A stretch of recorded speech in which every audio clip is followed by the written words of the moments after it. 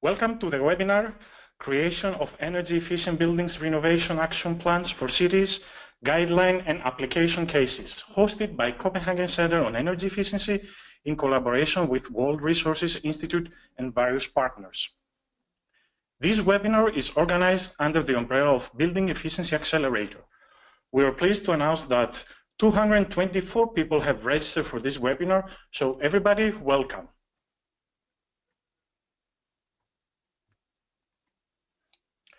My name is Aristides Tsakiris, and I'm an academic employee at Copenhagen Center on Energy Efficiency. The center conducts research and advisor activities in the field of energy efficiency and serves as energy efficiency hub for the Sustainable Energy for All initiative. The center has an established network of global, regional, and national partners with a broad range of stakeholders to help accelerate the implementation of energy efficiency activities. We also support Building Efficiency Accelerator with hosting different webinars from various partners. I would like to briefly introduce the speakers of today's webinar. Isabel is the Director of International Affairs at Technalia, and she's coordinating the retrofit work group of Building Efficiency Accelerator within Sustainable Energy for All initiative. Maria is a Senior Project Manager within the field of climate and sustainable cities at IVL, Swedish Environmental Research Institute. Ubol is an advisor at the Municipality of Rotterdam with a specific interest in sustainability and climate change. Patty is an innovation and sustainability technologist at Visesa and provides support to local authorities in the field of building energy efficiency and city energy planning. On a regular basis, the Building Efficiency Accelerator is conducting webinars. All materials, including recordings and presentations from previous webinars, can be found on Copenhagen Center's Knowledge Management System. In the e-learning section, we have a shortcut for the Building Efficiency Accelerator webinar collection. The material of today's webinar will be uploaded shortly. Finally, I would like to inform that you can send us your questions, and we will do our best to answer as many as we can at the end of the presentations. Please do not forget to mention the name of the panelist that the question is for. Without further delay, I would like to hand over to Isabel. Isabel, the floor is yours. Thank you very much, Aris. So my colleague Pablo and myself will do a very short introduction on this webinar. Okay, so first of all, let me explain you what Sustainable Energy for All initiative is. So this is a very big initiative launched in 2014 with the goal to achieve a sustainable worldwide energy for all by 2030, ensuring universal access to energy, doubling the rate of energy efficiency, and doubling the share of renewable energy. Okay, so within the Sustainable Energy for All initiative, 6 energy efficiency accelerators have been launched, and the one in which we are participating is dealing with buildings. Here you can see the subnational jurisdictions included or involved in this initiative that is very much oriented to cover the needs of the cities in energy efficiency in buildings and cities. Here you can see that we cover a wide range of cities in terms of continents, of development, of climate, etc. And finally, here you have the list of the partners involving NGOs, associations, also multilaterals like UNDP, GEF, etc., and also service providers and companies from a multidisciplinary view. Why we are focused in buildings and in energy efficiency in buildings? First of all, because there is a large impact, because buildings consume 1/3 of the energy demand. Also because of the large potential, as many of these buildings are not sufficiently energy efficient, and due to the long-last implications, because buildings last for at least 40-50 years. And we have multiple benefits in economic terms due to the large size of the construction sector, also social, because the high societal impact of cities, and also environmental due to the improvement of energy efficiency. So what we are trying to cover in this initiative is to build the gap between the stakeholders and the need to build energy efficient buildings in different aspects, like codes and standards, targets, information and certifications, financing of the initiatives, the government, the stakeholders engagement, and also the engagement of the technical and financial service providers and the utilities.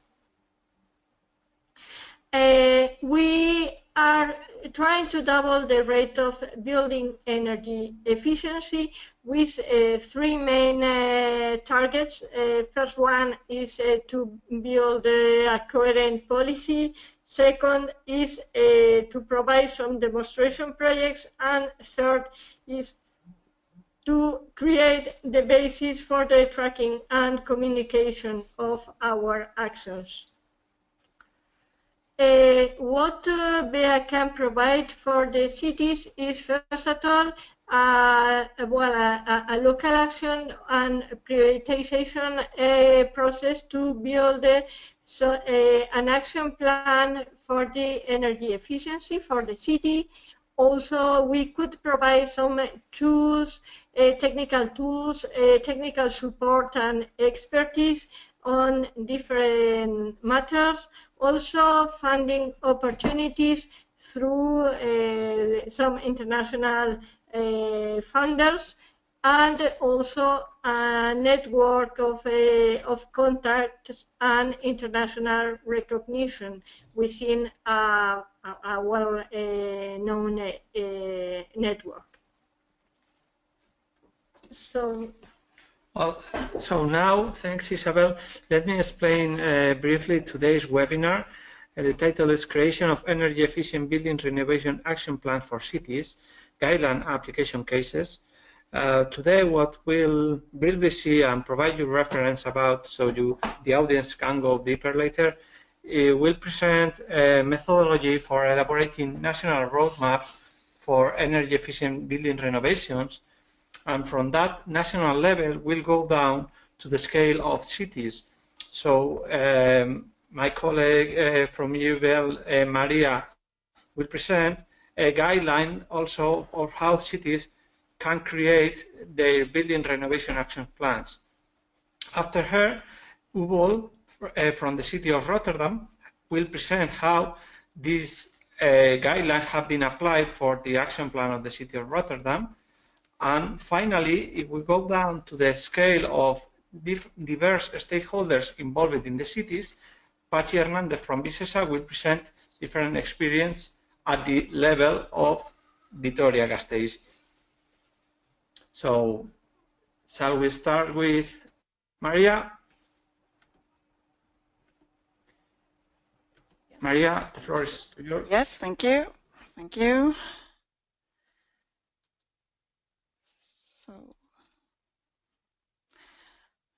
So hello everyone. My name is Maria Alm, and as said before, I'm representing IVL, which is a Swedish environmental research institute. And I'm here to present you a guideline for the city action plans and a roadmap on how to succeed with energy efficient retrofitting. And the examples I'm going to show you today are from the NESE project. So I'm going to start with a very brief introduction to the NESE project. The goal of the NESE project is to promote implementation and smart integration of nearly zero energy building renovation measures and deployment of renewable energy sources in the European renovation market. And the NESE project has cooperated with all stakeholders in the building supply chain to increase the awareness about potential advantages from NSEB renovations. The 13 partners come from Sweden, Finland, Netherlands, Spain, and Romania. And the project started in March 2014 and was completed just a few weeks ago in February 2017. And the project had a budget of 1.6 million euros and was financed by the Intelligent Energy Europe with co-fundings from the project partners. So as said before, the agenda of my presentation is the roadmap and the guideline for the city action plans, which then will be exemplified with the City of Rotterdam and Vitoria. So I'll start with the roadmap, which was conducted in all 5 countries, all with the same structure of the matrix. On the x-axis, you will find all the stakeholder groups, and they will of course differ for the different countries. On the y-axis, you will find the gaps and barriers, followed by the action items, the impact, and the indicator. And this is important because you need to find actions where you can, where you know have impact, and you can follow up with certain indicators. So I will show you the roadmap for each country, but I will not go into details in every cell of the matrix. For that, we will need to stay for a few more hours. So I will show you the 2 most important actions in each country. And starting with the roadmap from Sweden, I would like to highlight the 2 most important actions, no matter what gaps and barriers there were. The stakeholders in Sweden were asking for a national and regional information center where you can find independent, reliable information. And the other barrier to overcome was financial, where the stakeholders suggested some financial grant to ensure financial sustainability in the project.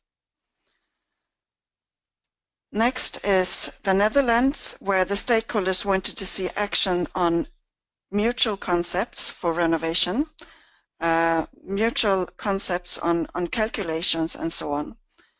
They also wanted more good examples showing successful retrofitting projects. In Finland, the stakeholders also wanted to see reliable concepts focus on life cycle approach and to find financial incentives, for example, via financial grants. In Spain, the stakeholders focused their action on finances through valuation of the dwelling related to energy efficiency and on information and education to facilitate awareness.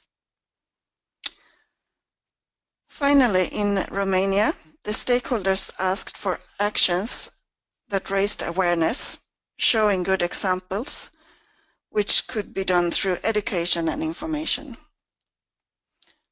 So, conclusion for all the countries, you can see that there were very few technical barriers and actions identified. The stakeholders that need to take action also differed from the different countries, but there are 3 common actions that need to be done to overcome the barriers. And that is, firstly, education or information to raise the awareness and to get some good reference projects. And the other thing is to change the work process to find mutual calculation methods and tools. And the third action is to find financial incentives through grants or through looking to longer perspectives, for example, life cycle cost perspectives.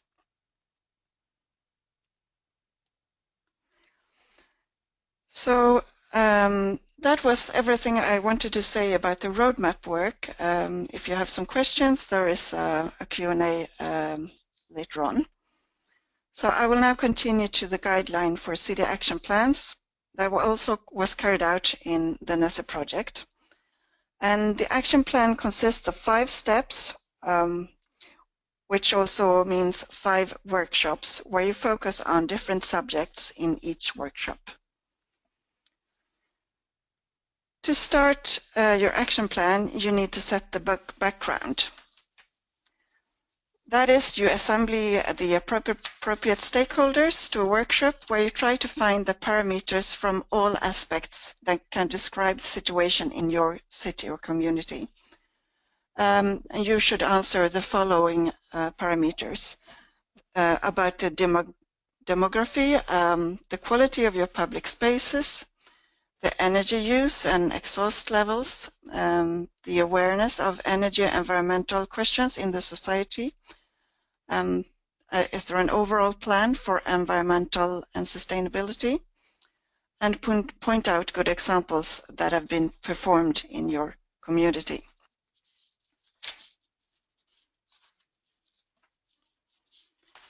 You then move on to the second step, and that is to set the condition. You need to discuss the conditions for your action plan. Define, and that is, for example, to define the method to estimate profitability, and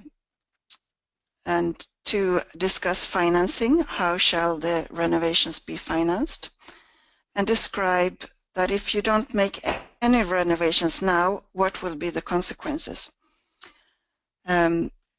You can also discuss how the structure of ownership affects the process. Is it mainly private owners or social housing and so on? And see what kind of different regulations that you must take into account.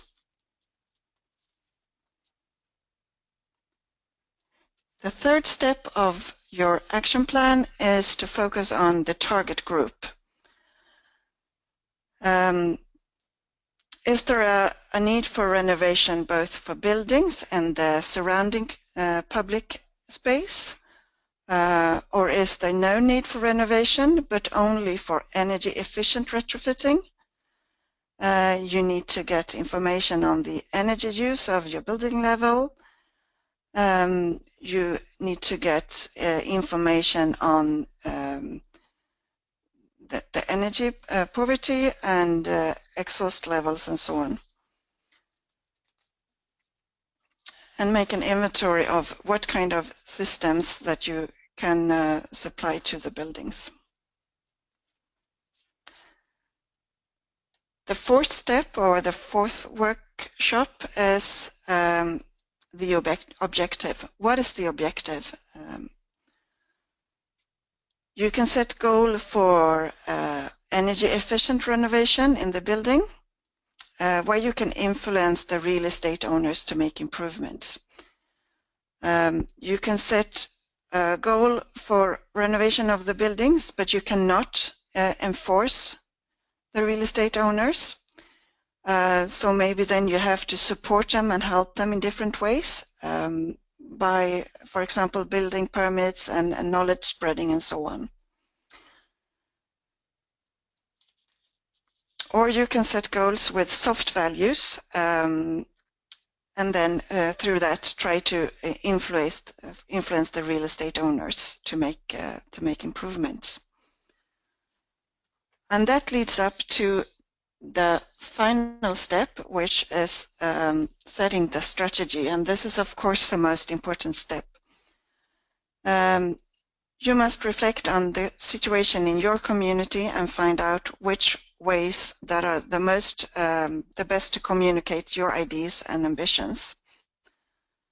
For all strategies to be successful, you need to set a time schedule.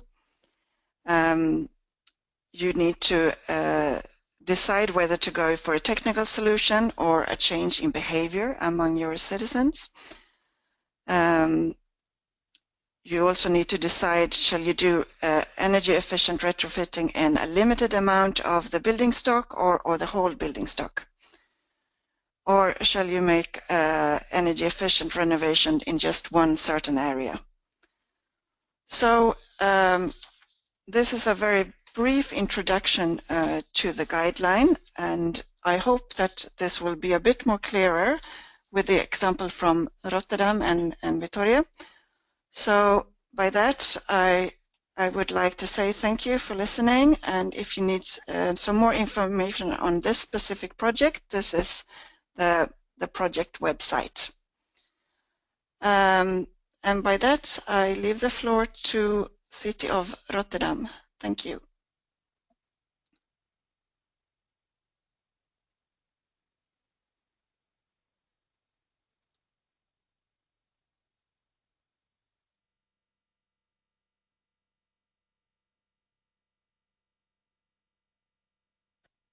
Thank you, Maria. As Maria said, I'm going to introduce you to the City Action Plan of Rotterdam. As partner of the NESE project, we have contributed to the development of the general guidelines for cities. This is really, I wanted just to show the important elements because it will need more time to explain everything. And you can find the whole report in the website of the project NESE. So the content of my presentation will follow the steps as described by Maria just before my presentation. I would like just to say something about Rotterdam. Rotterdam is located in the northwest of Europe, at the North Sea. It is in the most densely populated area of the Netherlands. Rotterdam is the second biggest city, and it is internationally known because of its harbor, its port. It used to be the first one for many years, and it is also the fourth biggest one in the world.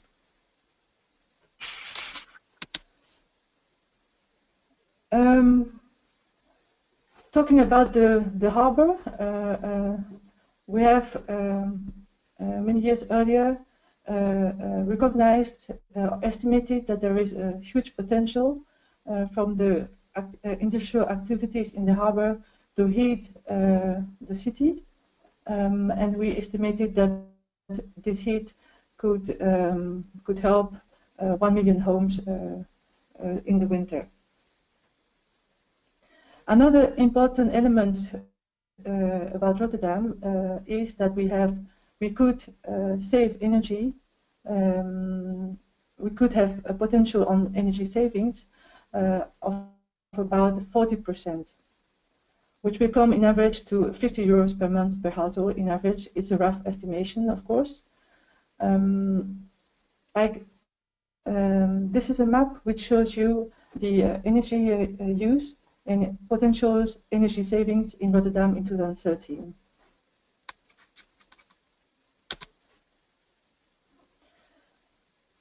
The existing residential building stock in Rotterdam count for 300,000 buildings. 2/3 of these buildings are rented. A large part of rented homes are from social housing. The rest of 1/3 of the building stocks is privately owned. Interesting to notice among the privately owned buildings are the buildings owned by homeowner associations, which consist of about 100,000 apartments. And about 85% of these apartments, of these associations, are smaller than 10 units. So it means that a very difficult group to reach. So our target groups consist of the social housing corporations, because they have a very good organized structure. We have with them yearly agreements on what kind of results they can achieve. But the private homeowners is a large group which is very difficult to reach.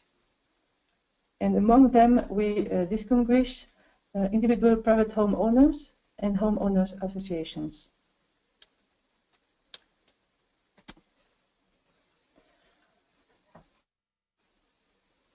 In line with the international and national agreements on climate change and the reduction of greenhouse gas emission, the City of Rotterdam has stated mid- and long-term goals.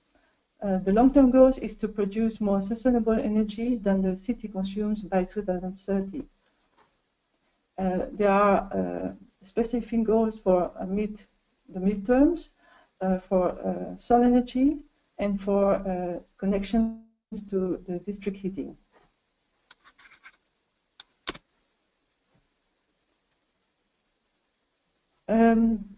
To translate this goal into implementation, we have the program called Acceleration 010. 010 stands for Rotterdam.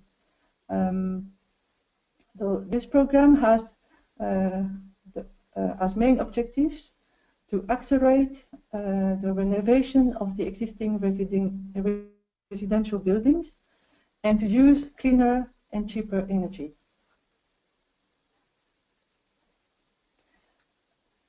And to make the target smart, we have stated that we will get 10,000 residential buildings having green energy label by 2020. Among these 10,000 buildings, we will target 7,000 owned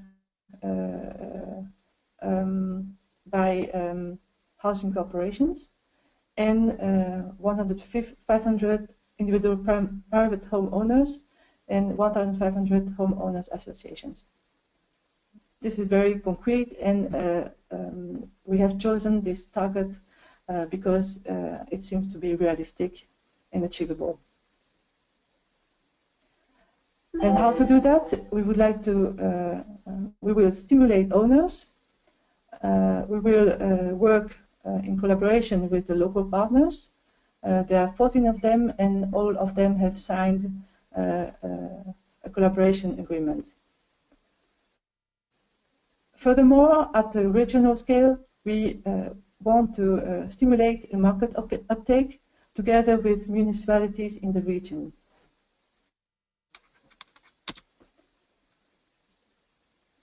So our main target as municipality is the private homeowners.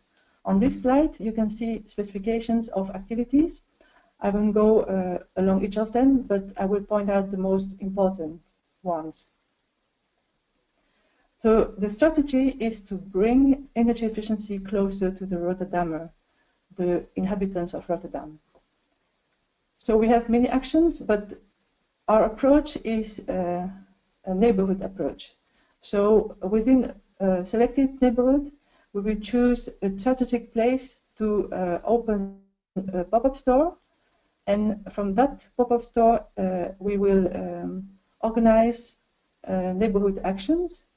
We will try in this neighborhood to attract local SMEs, and we work together for that with umbrella organization of installers, of contractors. But very importantly, when Rotterdammers are interested to go further on, we will have an intermediary organization, and that is the on the top left, the Woonwijswinkel. This is an organization which is supported financially by the municipalities in the region, and it should give reliable and be transparent to provide the good advice, etc., to the customers. So it serves as an intermediary organization between the demand and the supply side.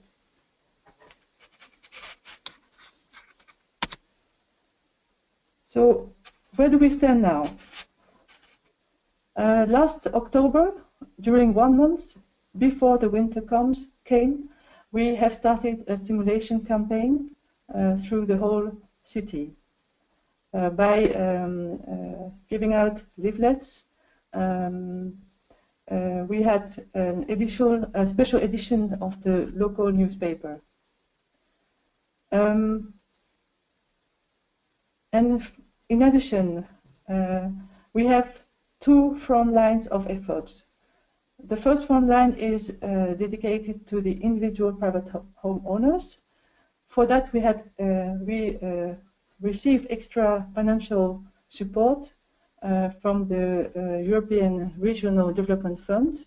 The project Super A has started last December, and its aim is to increase awareness, to increase easy access to information, and to get people adopting low carbon technologies.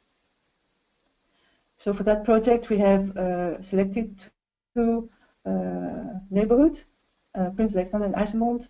Last weekend, the first pop-up store has opened, and we will start soon neighborhood actions. So the second front line of effort is dedicated to homeowners associations. For that, we got also extra support from the European Investment Bank, the ELENA fund.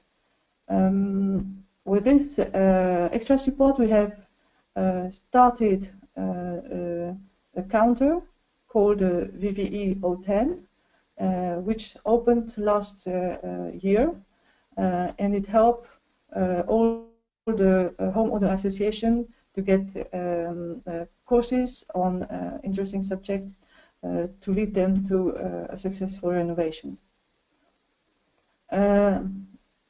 Last February, we have started a climate kick action to challenge the market. The idea is to get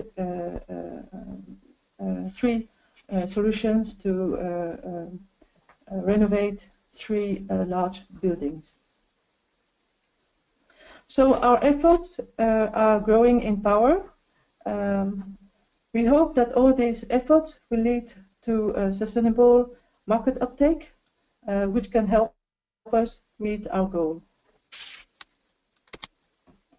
So you can find the City Action Plan on the website of Project NESR.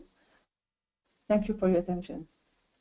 So now we'll give the floor to Paxi.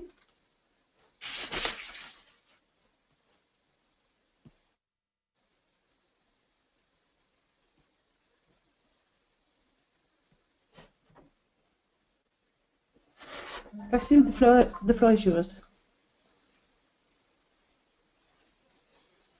Many thanks, Obo, and hello to everybody watching and hearing there.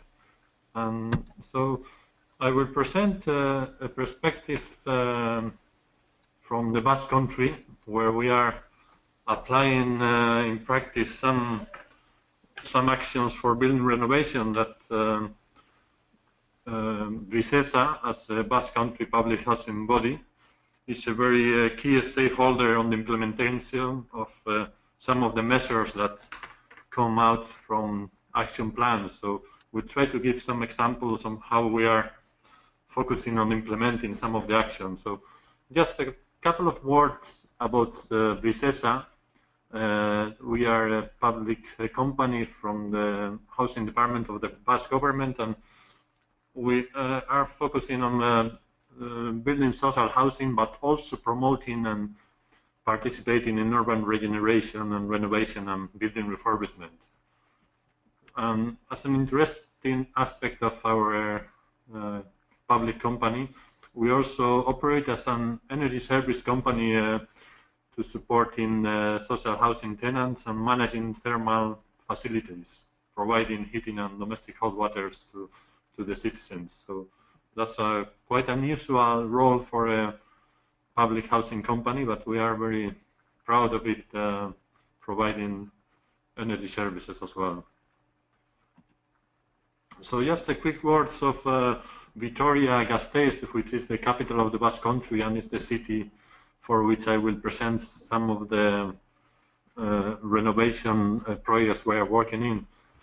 So it's a medium-sized city with 240,000 inhabitants, and it's quite a tradition for towards a green city, and was a European Green Capital for 2012. So it has a lot of actions for sustainability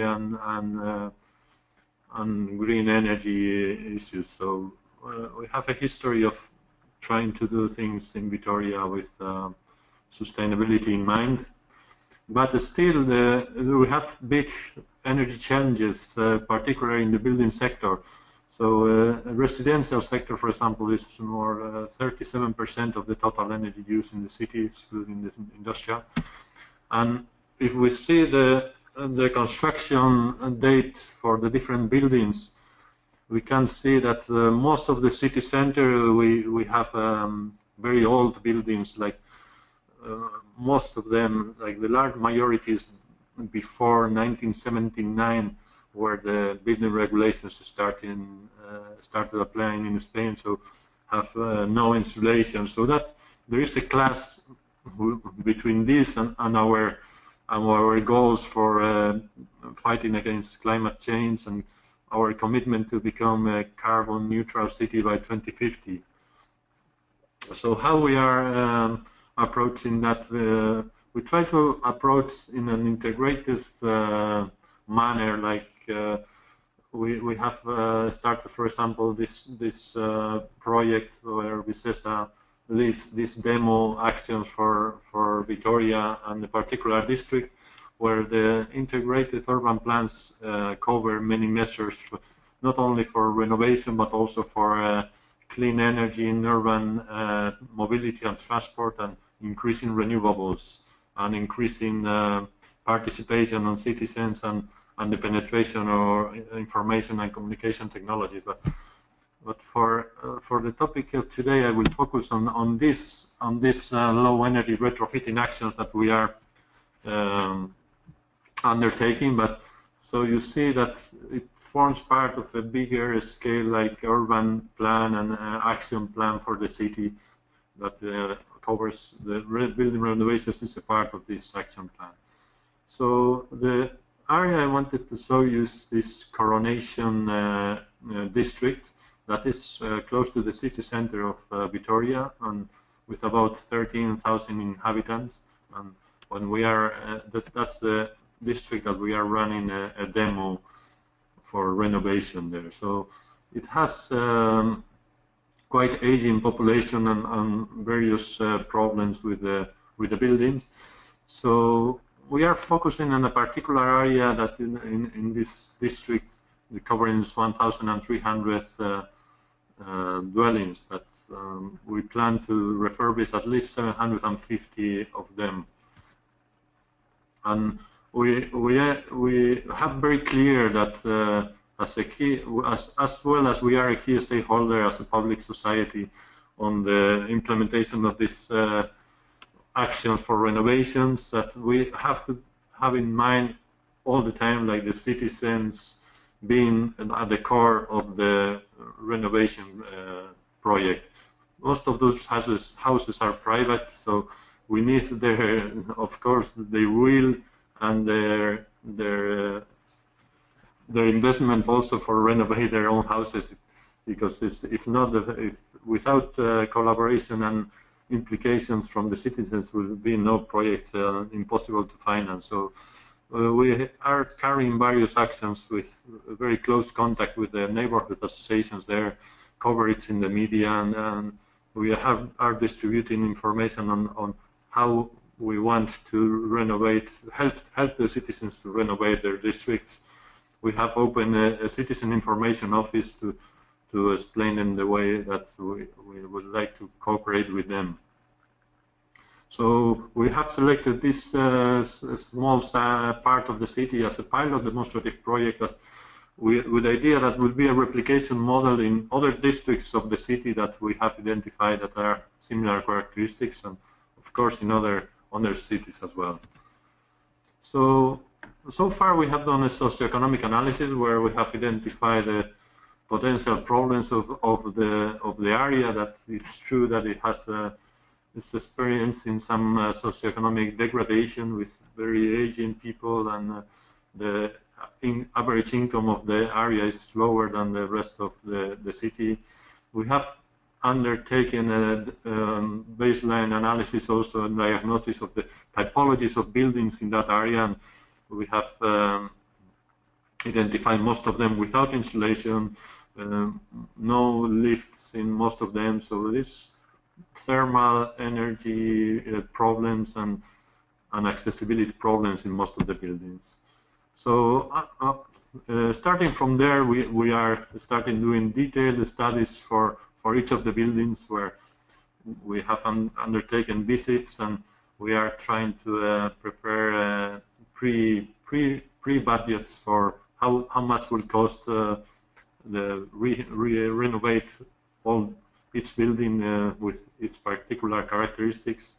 And of course, the issue of the funding, which is critical.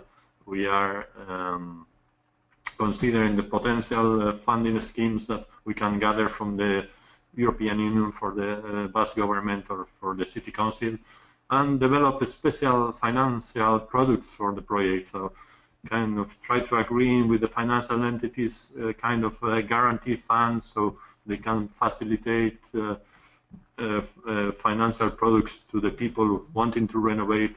If we minimize the risk for the banks, they will be more willing to cooperate, offering those kind of projects to citizens. So from that diagnosis, we are working on preliminary designs for building retrofitting projects for the different typologies that we have encountered. And in the next steps that we are presenting this to all the communities of owners, that is the way they organize in Spain the different neighbors to undertake the building works for renovation, and thinking about how to tender the construction works as well. That's our next steps, and we plan to start offering tenders for construction in the next few months.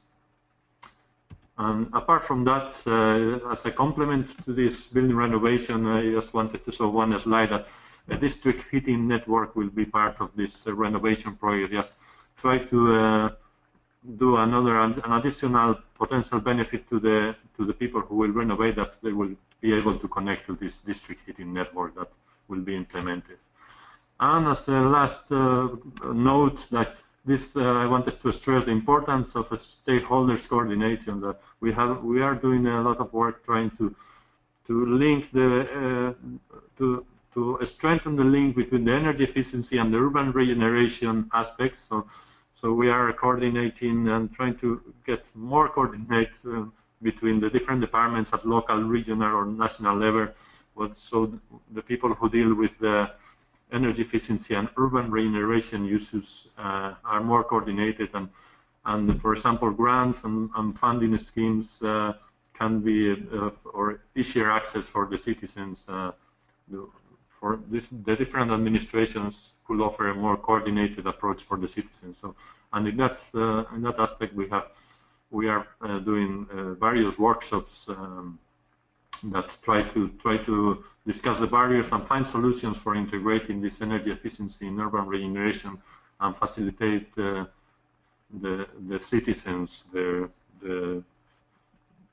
approach to renovate their buildings. That's very quickly the experience from Vitoria, and thank you all for listening, and I give back the floor to Aristides.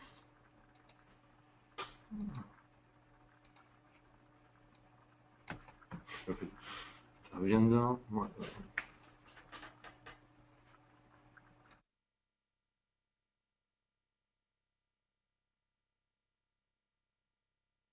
Thank you very much, Patty, for your presentation. Now it's time for the Q&A session. We have a few questions for our panelists, and I'll start with Maria. 1 second. Okay.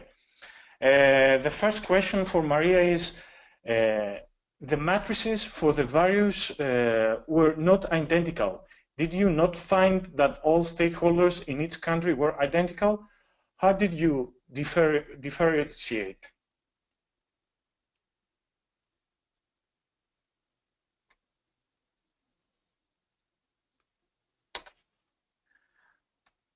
Okay, we have a small connection with Maria. I'll continue the session with another panelist. There is one question for you, Ubal. How you managed to raise the awareness of Rotterdamers?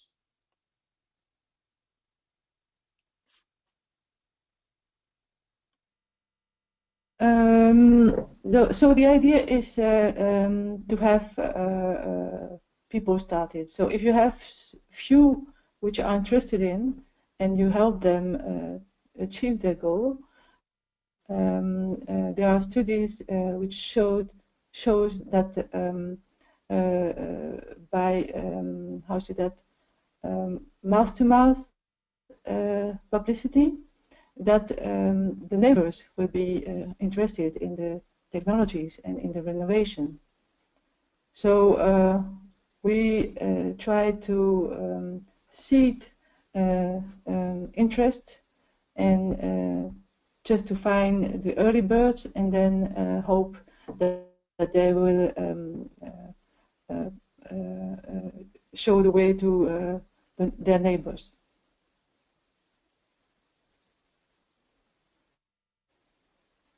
That Thank was you, my Maria, answer. for your answer. The next question is for Patty. Patty, the question is there already some sort of infrastructure for district heating in the Basque Country? The infrastructure must be very expensive. Yes, that is a good question. Yeah, in the Basque Country is relatively a mild climate, so we do not have major experiences in district heating.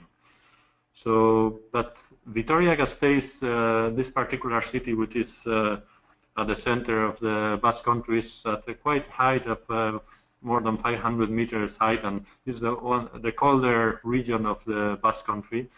So it's an opportunity to start using this type of district heating networks in the Basque Country. And it is true that it's an expensive infrastructure when we have to start from in an existing area, in particular when we have to do quite a few building works. But it gives an opportunity to use renewable energy on the area. That's one of the reasons why it was decided to implement this district heating. We'll be running in a biomass from local forest waste, and that we thought it's worth the investment on the district heating network to be able to use those waste for renewable heating that otherwise it will not be possible to use. But it is true that it's the first experience of this kind in the Basque Country, and it's relatively expensive, but we hope it's worth it, and it works well. Thank you. Thank you, Patty, for the answer. Also, the next question is for you. Where the funding for renovation project is coming from? Is there a plan to replicate the district level project to other areas of the city? Yes, the presentation I showed is in a particular district in Vitoria that we have been working on a diagnosis for the full city and identify a few different districts that will be needing this kind of actions. And we presented one big project that is called the Lighthouse Project to the European Union, and we got a good amount of funding to do this demo for that particular districts.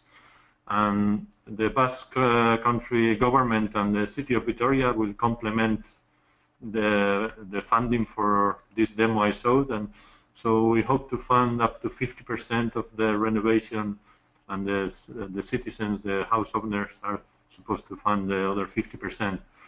So in this case, we are lucky that we have that up to 50%, but the idea is, so we optimize the model for renovation, and we are able to replicate this action in other districts of the city and other cities of Europe, and hopefully with not so much need for this public funding, and attract more private investors. So if we find a good business model, for example, with the integration and exploitation of the district heating. But for that, thank you. Thanks, Patty. The next question is for Ubol, and the question is, do you have any suggestions on how to assess the level of awareness of local stakeholders?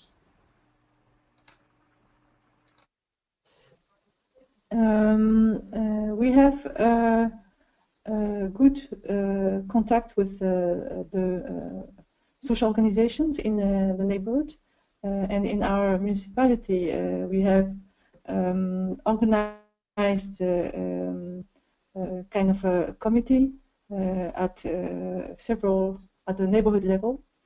This committee is in direct contact with people living in that area, and so so it's a kind of a connections we try to create by doing this.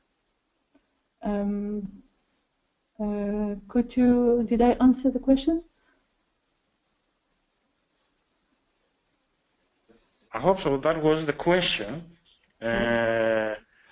The next question is for Patty again, and the question is why you chose the specific demo area. Were there any requirements for the renovation program? Yes, the Vitoria-Gasteiz city has done a diagnosis for many of the districts of the city, and that particular area is one with the buildings in that area are amongst the oldest in the city, and it's an area also with some socioeconomic problems, let's say, with people with less income and more aging people.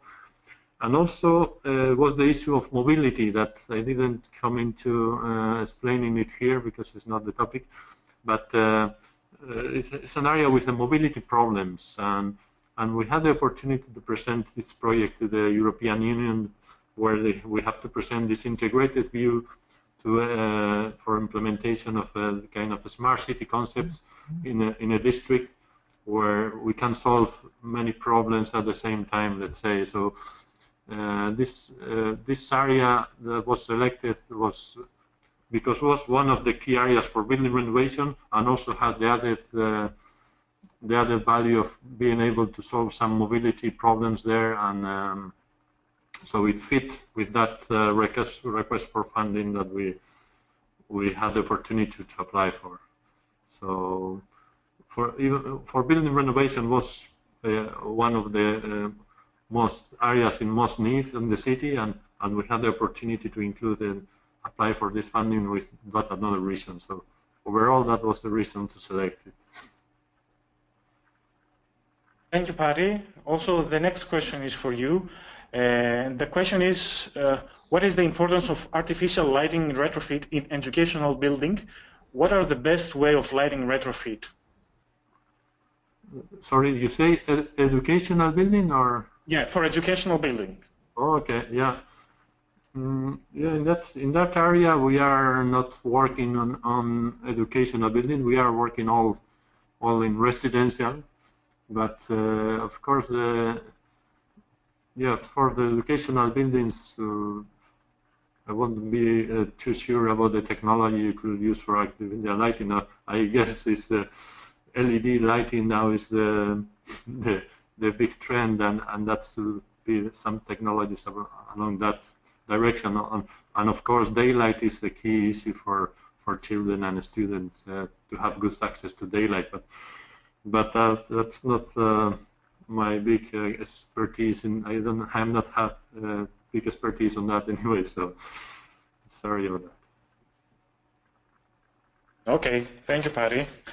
I think our time is ending, so I would like to thank everybody.